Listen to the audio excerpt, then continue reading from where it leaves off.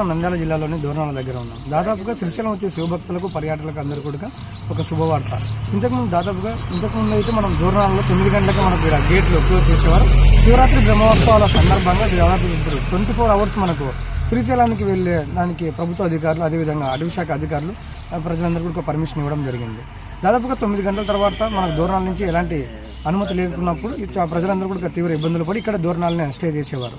ఇప్పుడు శివరాత్రి ఉన్నటువంటి సందర్భంగా అందుకోసం ప్రభుత్వ అధికారులందరూ కూడా శివస్వాములను ప్రజలందరూ దృష్టిలో పెట్టుకుని 24 గంటలు మనకు అంటే ఇక్కడ దోర్నాల నుంచి 9 గంటలకు బంద్ అయ్యేటువంటి గేటుని పూర్తిగా వారికి అనుమతి ఇవ్వడం జరిగింది.